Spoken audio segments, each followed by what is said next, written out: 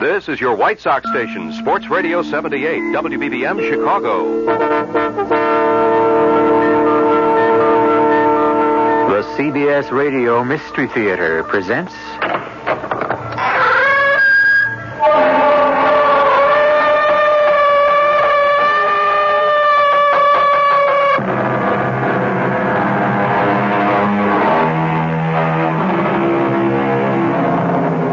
Come in.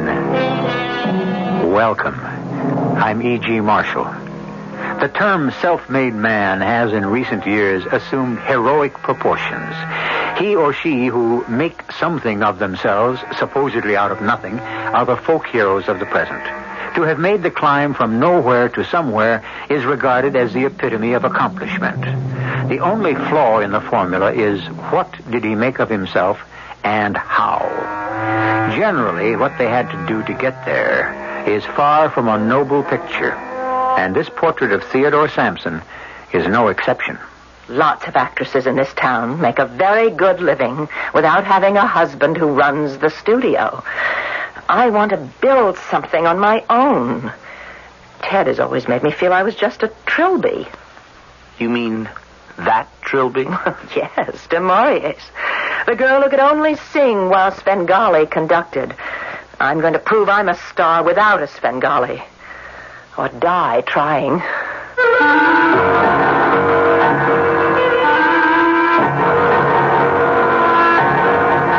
Our mystery drama, That Magic Touch, was written especially for the Mystery Theater by G. Frederick Lewis. It stars Marion Seldes and Michael Tolan. I'll be back shortly with Act One.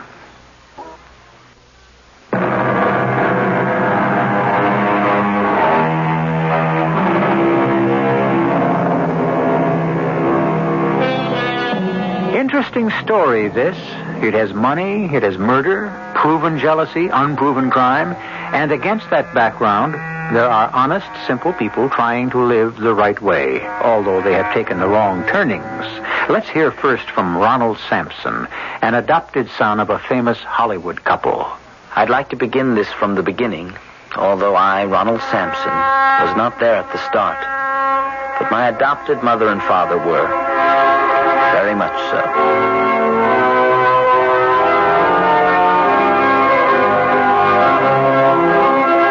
It was one of those Hollywood weddings of the 60s. Mother, a beautiful actress, a star at 18, and Dad, not much older, a whiz-kid producer who had just been given control of a studio and was twice over a millionaire. Teddy, am I all in one piece? I think so, Annalie. That was something, getting through that crowd at the church. I know you wanted us to go off to Mexico and tie the knot there without all the hoopla. Yes, that's what I wanted. Well, it's all over now. We really had to do it this way. I know. Another public appearance to promote another picture. It just happened that way.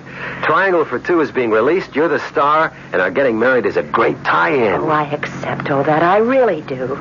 It's part of the picture business. It's what you wanted. And I love you. It's only I would have liked it better if we'd gone home to Beaver Falls and had the wedding in our little wooden church and afterwards just gone to Mom's for the reception with just a few friends. You'll never again have just a few friends. There are millions of people who think they're your friend. And they love you, too. Yes, and one of them pinched Mother's veil. We'll get another. Oh, it's not the same. Don't you understand? Well, anyway, it's stupid to argue about. I love you and I adore you, and I've got 5 whole days before I've got to get back to the studio. And who knows? Maybe a year from now I may stop working. Why would you want to do that? Oh, I don't know. Maybe I'll be raising a family.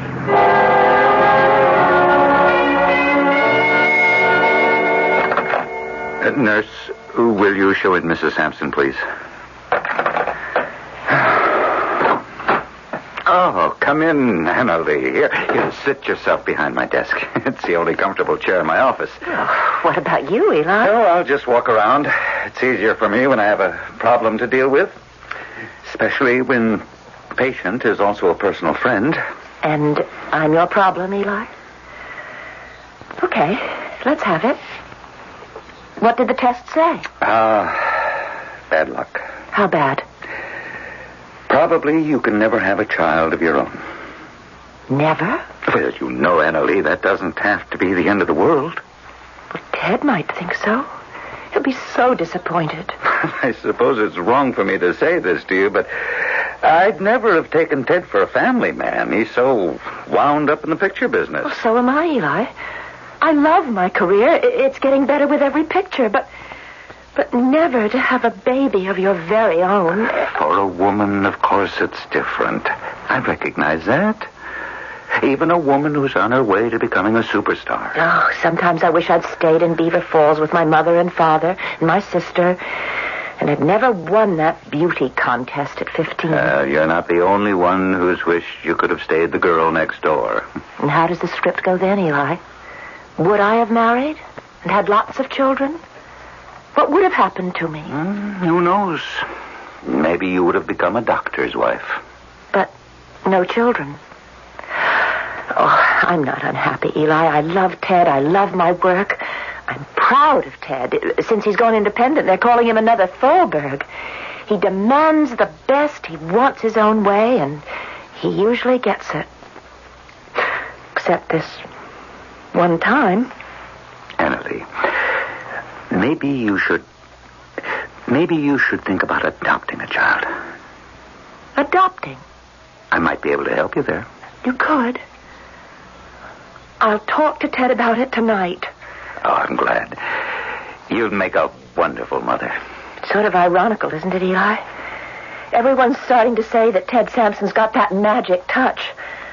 But it only seems to work for pictures.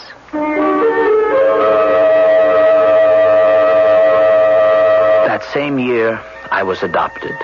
They named me Ronald. I don't know if I was more sickly than most children, but Dr. Eli Shawn seemed to spend a great deal of time at our house. And my adopted father spent a great deal of time at work. Bertie, take a memo to Hal Lask. I don't like the candlelight effect on the dungeon scenes of Vampire. They're not scary enough.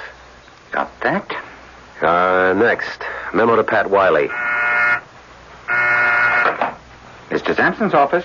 Can I speak to him, Bertie? It's Annalie. Oh, Mr. Sampson, it's your wife on the tie line.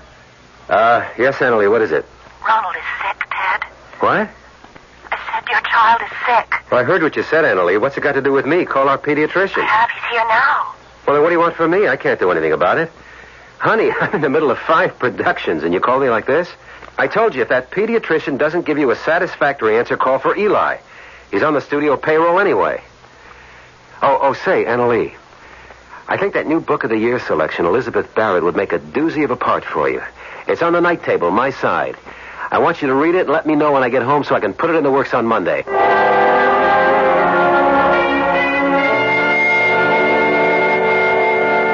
I got better, but the marriage of my adopted parents got worse. Those years when I was a teenager were something I don't want to remember. And when I was 18, Mother had a nervous breakdown, which is when Dr. Eli Shawn began to treat me as an adult. Ronald, now that your mother is back from the sanitarium, I want to have a little talk with you. Right now, Dr. Shawn? Father's coming home soon. Don't you want to talk to him? No, I don't. You're 18, Ronald, and I'm charging you, as of now, to make sure your mother gets better. But what do I do? Well, first of all, do you have any idea what may have caused her breakdown? You mean Mother not being able to continue shooting the picture? I mean more than that. I'm going to take you into my confidence. I've known your mother even before you were adopted, Ronald. But when she was your age, 18. And then when Ted bought up her contract and brought her to his studio. She always says nice things about you, Dr. Shawn. Well, we're old friends. Ronald, today your mother is one of the top movie stars in the world. Now, that means total dedication, work, concentration, and the absence of any strains at home. You're saying keep my father away from my mother. I can see you know the score. No, I don't think you can do that. But in the few hours they do have together, evenings or Sundays, could you manage to always try and be on hand? Would that help? I think so. Definitely. Just your presence will make it easier for Annalie. I don't think he'd do anything overt to hurt her while you're there. Hurt her? I don't understand. Oh, there are ways. Insidious, cruel. Hello, Eli. You and Annalee got here ahead of me. I had the limousine all set to take me to the sanitarium to bring her home, but Marcy Dallas is giving us problems on location. Hello, Ronald. Hello, Dad.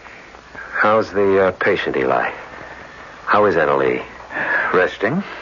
You haven't said anything to her about Marcy Dallas taking over her part in Steeplechase? No, I haven't. Been afraid to, actually. You think it might make her worse? It's possible. Eli, I know my wife. She's enough of a pro not to let one picture getting away make any difference to her. She's still one of the top 10 box office draws. Eli, you're an old friend. You've kept the studio healthy, but you're still only an MD. I make the decisions here. And if I decide to tell Annalee it's no more pictures for a while, I will.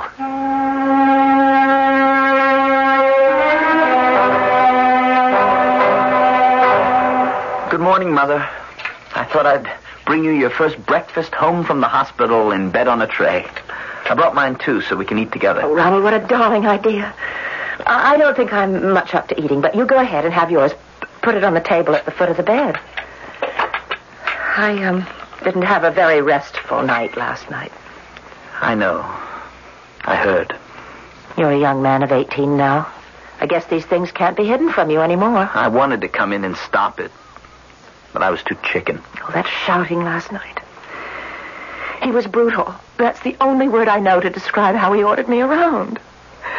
My career is over, according to him. I'm unreliable.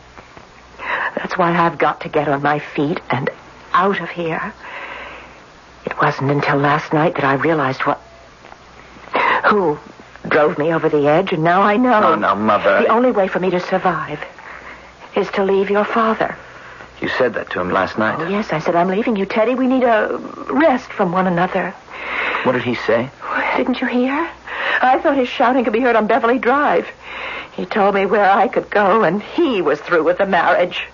What about your work, your career? Oh, well, lots of actresses in this town make a very good living without having a husband who runs the studio. I'll only feel on solid ground in one piece if I'm away from him. Then I can build something on my own. On your own? Ronald, your adopted father has always tried to make me feel like a trilby. You mean that trilby? Yes. The girl who could only sing while Svengali conducted. I'm going to do my darndest to prove I can act without a Svengali. Or die trying.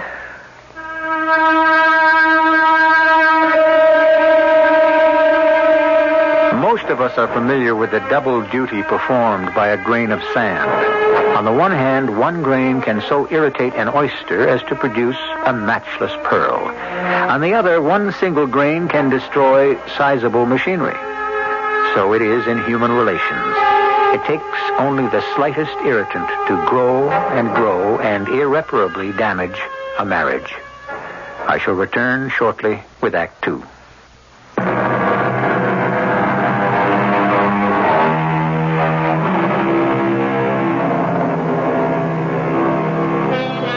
As I listen to Annalee trying to extricate herself from what she feels is the bondage of her husband, I am reminded of Queen Catherine centuries ago kneeling before Henry VIII, saying, I have been to you a true and humble wife, at all times to your will conformable, but your heart is crammed with arrogance, spleen, and pride. The difference in centuries is that a modern woman does not kneel or beg for what is rightfully hers. Mother and I moved to San Francisco, into a narrow little Victorian house 3 stories high. We lived on the top floor at the head of narrow stairs. Only Dr. Eli Shawn knew where we lived, not even her agent.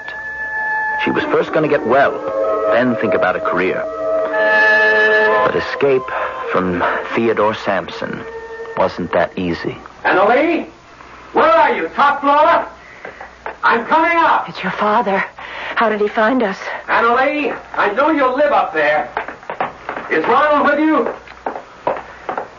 Annalee, are you in there? I better open it before he breaks it down. Hello, Father. Well, What's going on here? What are you two doing here? Ted, calm down. I told you I was leaving. And do you think I'd accept that? You'll have to. I've been giving out all kinds of stories to the press. You went to visit your folks in Beaver Falls. You didn't go to visit your folks. You're in New York seeing a specialist, seeing some plays. Who knows what I've been telling them? Have you thought of the truth? What? Tell the world you walked down on me for no good reason? I've got an obligation to the stockholders. A dumb statement like that, and boom, down goes our stock. What do you want us to do, Father? And you, Ronald. Oh, I'm surprised at you.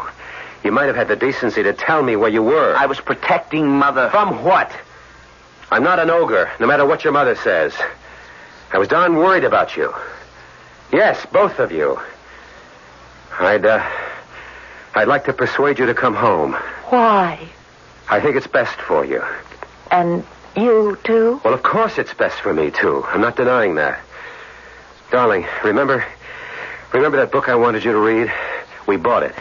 And I got Trevor Maine working on it now. It's a beautiful script. From her illness to her book of sonnets to Wimpole Street, London, to Robert Browning, I can't begin to tell you. It's fascinating. It's great period, great costumes. And that's why I want you to come home and get well fast. Is that all you want to tell me? What else? What do you want me to say? 10 years ago, you wouldn't have had to ask me that question. I think you better go now, Ted. What are you talking about? What do you mean about 10 years ago? Well, then you might have said come home because you loved me. You know I love you. Hey, what gives here? You get away from that door, Ronald. I'll leave when I'm good and ready. I came to talk to your mother, and I'll go when I'm finished. You can talk, but I'm not listening. Hey, you come back here, Annalie. You're not turning your back on me. Come back into this room. Let go of me, Teddy. You can't force me to be with you if I don't want to. Let go of my mother. You get out of the way. Oh! Oh! Annalie, let go of those banisters. Let go. Stop pushing me. You're pushing me off this landing, Teddy. Stop!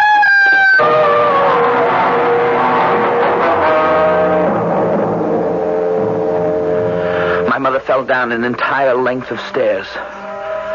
By some miracle, her neck was not broken, and she lived. But for her, it was the most catastrophic accident that could befall anyone whose face is their fortune. On the day they were to remove the bandages, Father suddenly showed up. We sat in a room next to hers, waiting. Terrible. Terrible. She should never have rented that rickety old house in Frisco. Those old rotten banisters giving way like that. A terrible accident. Is that what you think? Believe me, I would no more harm one hair of your mother's head than shoot myself. Why'd you come to San Francisco that day? Why? Because I wanted you back. Both of you. Why?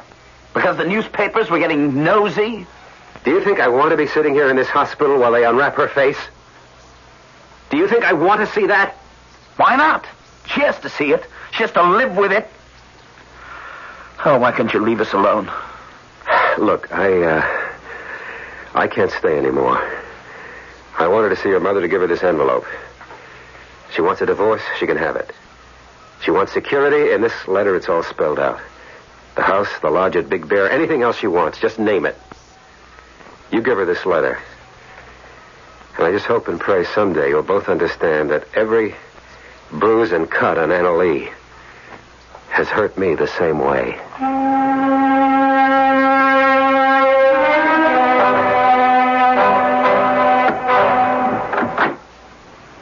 Oh, just you, Ronald? I thought... Hello, Dr. Sean. I thought Theodore was here, too. My father had to go. How's Mother? She's in pretty good shape, considering everything. But it's a crime, such a crime. Is there anything left of... Her face as it was? No, not much. That fall, it was... They're planning on pretty extensive facial reconstruction. Oh. If it works.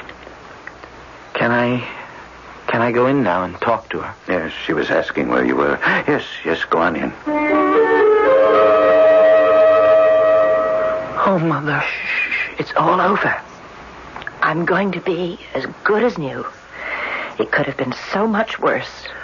Dr. Sean told me they're going to... To reconstruct my face. I know. I'm not so sure I want to be reconstructed. Have you heard from your father? He was here a long time. We were waiting together to see you. Only then he had to leave. He gave me a letter for you. He did. Why don't you read it to me? Can it wait? It's all about you having the house in Beverly Glen and the place up at Big Bear. And it's okay for a divorce if you want it. You know, that kind of stuff. Mother, you know something? Something I never felt until now.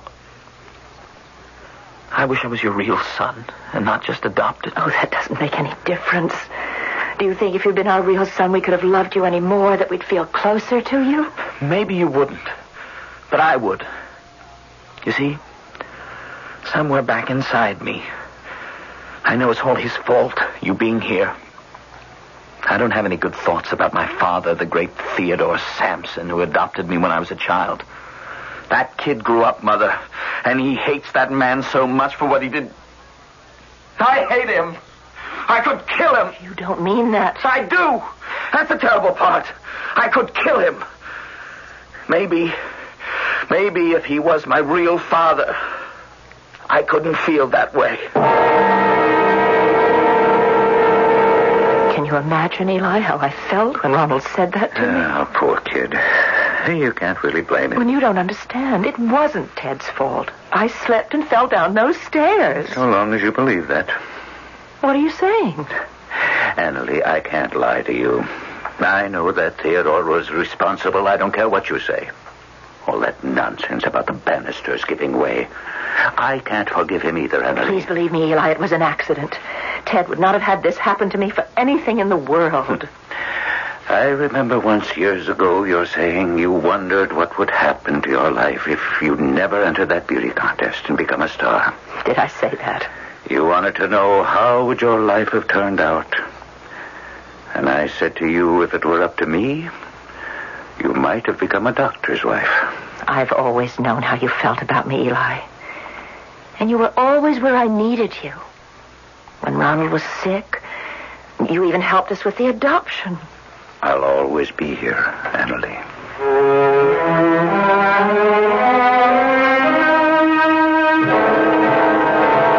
Good morning, Mr. Sampson. Morning, Bertie. How did the preview go at Pasadena last night? Well, the only bad rap we had on the preview cards was about Marcy. It just makes me weep when I think how magnificent Anna Lee would have been in that part. Oh, I got a call from her attorney. The divorce decree went through. They're sending you a copy. Ho, ho, ho. I'm sorry, Mr. Sampson. This is that time of year we used to either see her family in Beaver Falls or the three of us who go up to Big Bear and pray for snow. I'm going to miss that place, Bertie. Well, why don't you go on up? Oh, yeah, sure. And hang the divorce decree right next to my Christmas stocking. No, I mean it, Mr. Sampson. Do you think my wife, my ex-wife, could be persuaded? Well, why don't you ask her? What have you got to lose? Maybe you could put out a feeler. Maybe call the boy. Get his reaction. Will do. Christmas spirit. Goodwill to all men. That's got to include divorced men, too.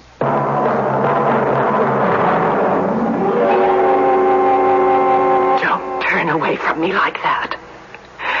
I know what you're saying to yourself. She's useless. Crippled. She's ruined our marriage. I wish I could forget her. Well, I can still be useful. I can still inspire youngsters where I teach to be honorable and speak the truth.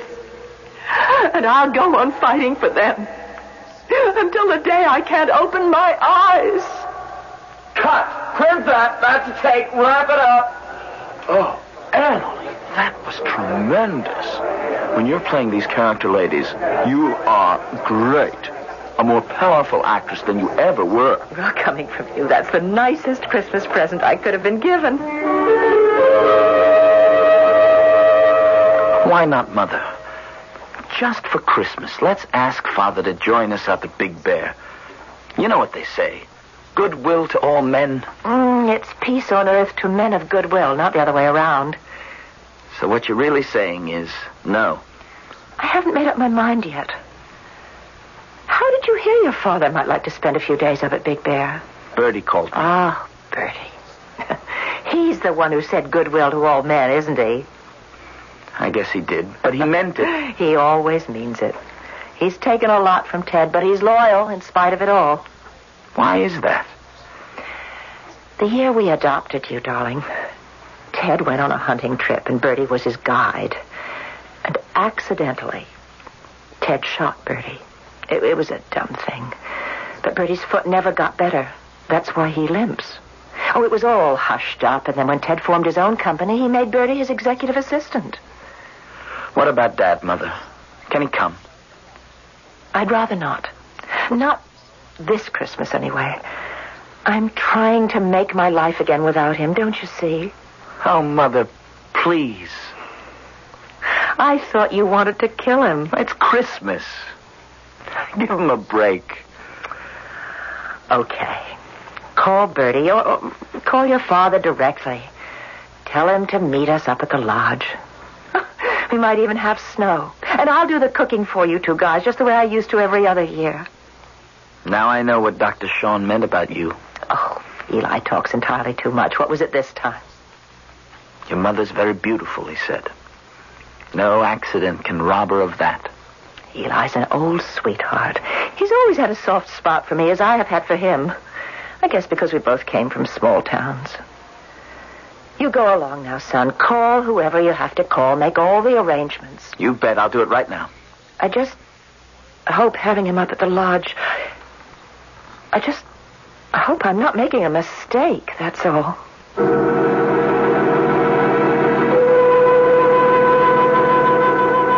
Strange about second thoughts. Are they indeed an omen to be heeded? Or are they fears to be disregarded? Forebodings, forewarnings, premonitions, presentiments. How do we get them? And what if we are warned too late? I'll be back shortly with Act 3.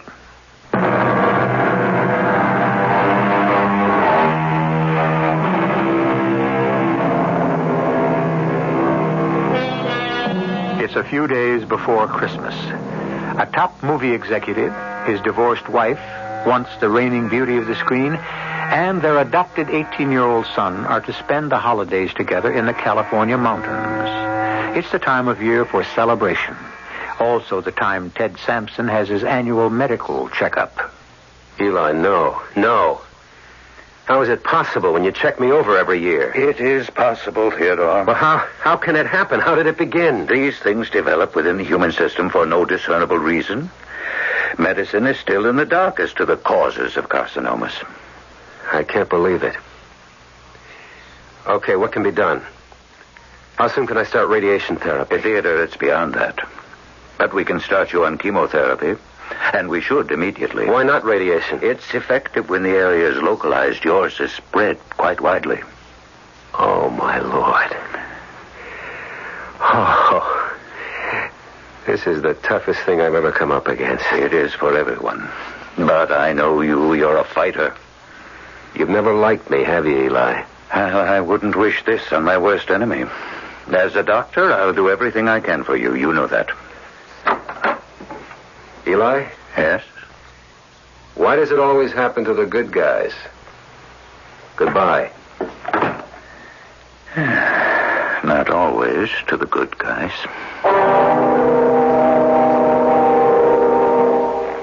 The nice part about Big Bear is that it resembles the state of Maine. Pine trees, blue lakes, wild birds and animals. Mother and I got there with supplies on the 22nd. The next day, Father arrived. And suddenly it felt like the old Christmases together, before the divorce. Except that he was a heck of a lot nicer to Mother than I ever remembered him. Annalie, your culinary hand has never lost its touch. That was one great spread. I can't eat another thing. I know, until breakfast time. Hey, everybody, look outside. It's starting to snow. Oh, it's beautiful. Ronald, what's that? Where? There's a man standing out there. See him? Let me look. Yeah, you're right, Annalie. I'm going to open the door and ask him what he's up to. Hey, you! What are you doing out there? This is all private property around here. Hey, what do you know? He's gone. Can't understand it. Is he lost? Why didn't he show his face? He had a scarf wrapped around it. I know he saw me before he took off. Teddy, What? look out this window. There, standing next to that big pine tree. I think it's the same man. He's holding a gun. Let me open this window. Hey, you! Didn't you hear me? This is private property. What do you want? Stop everybody down on the floor. The man's crazy. He's shooting every glass pane out of the window. He's not there anymore. He's gone. Did you get a good look at him, Ron? He's so bundled up, I couldn't see. Did anybody? You, Annalie? I just noticed one thing. When he ran off, he had a limp.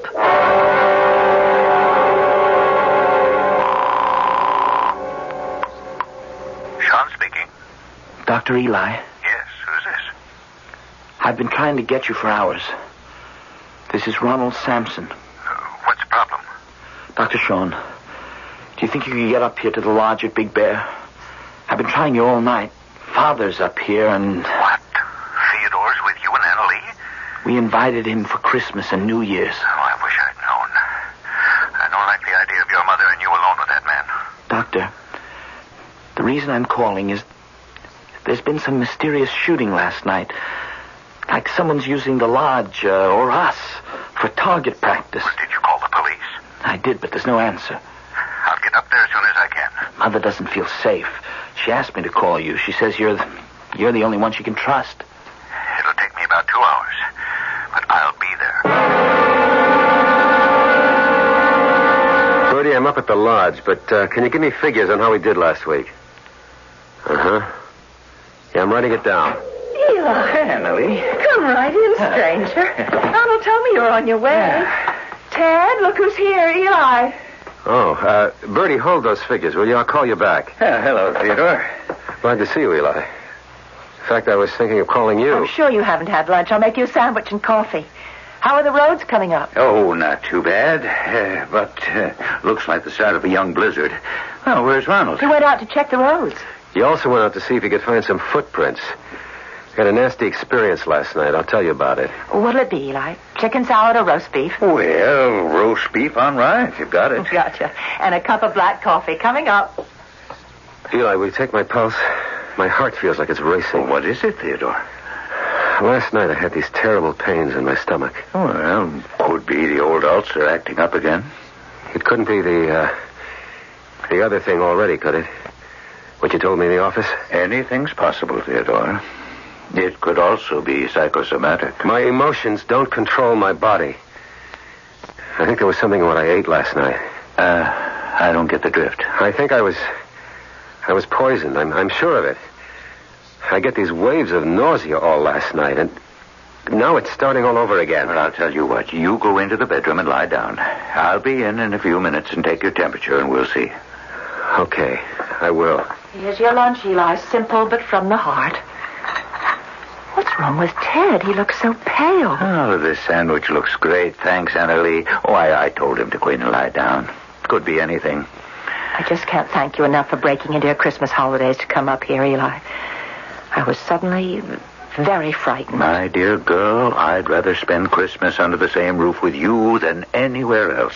Spoken like a true mooching bachelor. I hear from Jock O'Malley the Rushes are simply tremendous in that picture he's shooting. Jocko likes character women. Well, he says you've made a lead out of the part. Annalie, to think how you've made a career out of the face I've got now. I've come to terms with not being a raving beauty anymore. Well, you are to me. You're still blaming Ted, aren't you?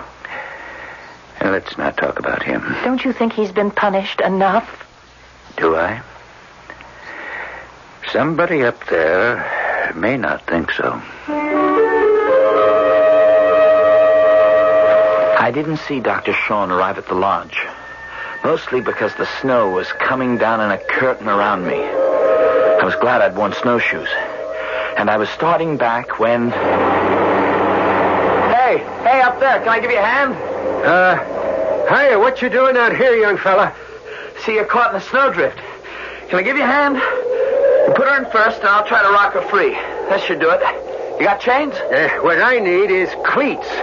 No, I've had it. I'm leaving the car here. You live far? No. I'll show you the way. What's your name, young fella? Ronald Sampson. Oh, you're the Sampson boy, sure. I'm Dave Perkins. I'm the coroner and the sheriff and the whole blame shooting match. Let's go. Okay, kid. Mush. Here, you want me to carry that bag of yours, Mr. Perkins? My snowshoes give me better balance. No, I never let it out of my hands. It's a coroner's kit. A portable laboratory. What were you doing out here? Somebody reported a man taking pot shots with a rifle. I was looking for him. That night at the lodge, I got a good fire going, and Mother made us a family favorite, campfire stew. The main ingredients being hamburger, onions, and vegetable soup. All of us, except Dad, dug in for seconds and thirds. He didn't eat much, said he wasn't feeling well, and went back to bed. Afterwards, we all sat around the fire. You're sure there's nothing very wrong with Ted, Eli? No, it's hard to tell. Could have eaten something that disagrees with him. For now, he should stay off his feet and eat lightly. Help! Huh? Help me! Eli! Come here, quick! Eli, you took so long in there. What's the matter with Ted? Will he be all right? He was right, and I was wrong. I think he has swallowed poison. Poison? I'm reasonably sure about it. I've induced disgorgement and hope he'll rid himself entirely of the substance. May I use your telephone, ma'am? Of course, the one on that table is the closest. See if I can raise someone at headquarters and get an ambulance out here. Eli, I don't understand. It couldn't be something wrong with the food. We all ate the same thing. I'll be watching him closely the next 24 hours, checking his temperature, monitor his pulse. Oh, Mr. Perkins, did you get through to headquarters? No, I couldn't. The telephone's dead.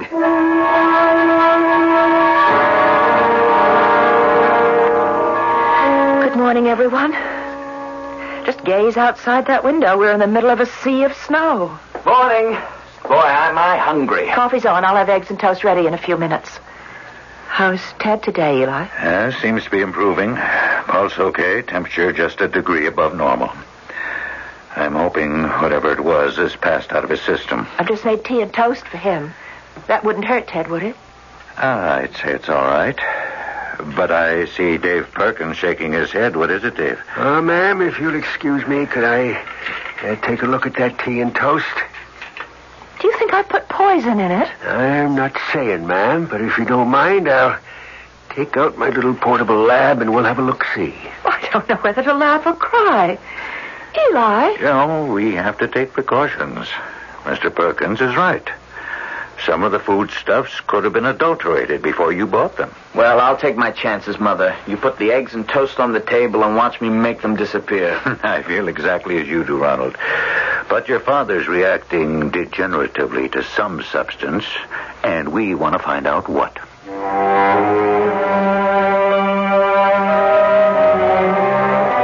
What followed was a nightmare. Dr. Sean brought the tea and toast into Father's room, came back, and we all sat down to breakfast. A minute later, there was a noise like someone had fallen out of bed. By the time the doctor rushed in there, it was all over. The next day, the snowplow came through, and we all had to follow Dave Perkins to police headquarters. All that day we waited, and the next. Then Bertie limped in. Bertie, what are you doing here? Well, the police asked me to join you. Sorry about Ted, Annabelle. Is that so? He was poisoned? Oh, hi, Ronald. Where's that coroner who's been doing all the investigating? That's him. Just walked in the door. Well, ladies and gentlemen, I've asked everyone who was under suspicion in the death of Theodore Sampson to be here. We're all under suspicion? Well, now, that's hardly possible, Dave. Are you certain Mr. Sampson did not die of natural causes? We have identified a poison, and also how it was administered. You mind if I snap these handcuffs on you, Doctor? You're arresting Eli? Why? What for? For the death of Theodore Sampson. You see, on each occasion, Dr. Sean took Mr. Sampson's temperature. The tip of the thermometer he used had been immersed in a toxic substance. The evidence showed up in my tests. Now, if you would care to make a full confession, Doctor, let me first acquaint you with your rights under the law. And may I acquaint you, Mr. Perkins, with the fact that Theodore Sampson was suffering from a terminal carcinoma. I'm sorry, Annalie, that you had to learn it this way. I didn't know. I would advise you, Mr. Perkins, before presenting your case to the local district attorney, to have a more exhausting autopsy performed to discover the actual and true cause of death.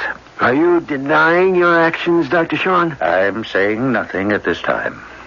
I do not wish to deny my intense hatred of Mr. Sampson, who's always ridden roughshod over anyone who would challenge his authority, yes, even his wife. This was a beautiful lady once. The man did not deserve to live. But I suggest to you what and who was the instrument of his death will take more than a country coroner with a black bag laboratory to determine. I wish you luck, Mr. Perkins. Oh, Eli. Eli, my poor Eli. My lovely Annabelle. Can you ever find it in your heart to forgive me?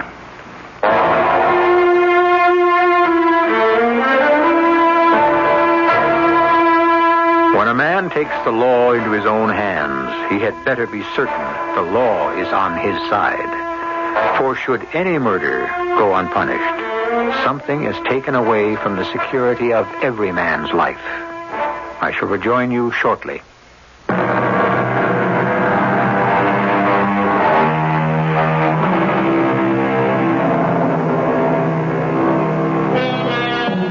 The Mystery Theater often delves into what motivates man to crime, and more than often comes up against a wall of the unexplainable when passions are involved. Hate can be a cause of murder, but on the other hand, so can love. What does this tell us? Only that the mind of man is as mysterious today as it ever was. Our cast included Marion Seldes, Michael Tolan, Christopher Tabori, and Ray Owens. The entire production was under the direction of Hyman Brown. And now, a preview of our next tale. Were you afraid to know who it is doing this crazy thing? Well, maybe. I know I was. I mean, I was afraid of confronting him with what he was doing. Or what she was doing. You thought it would be me. Well, didn't you think it might be me? Well, yes. Or worse. What could be worse? A ghost. Bernice. Yes. That's ridiculous. Yes, I know. Why don't you go and ask some of us some flour? Yeah, we'll do what you said. We'll spread it all over the mantelpiece. All right. Ghosts don't leave any fingerprints, do they? This is E.G. Marshall inviting you to return to our Mystery Theater for another adventure in the macabre. Until next time, pleasant dreams.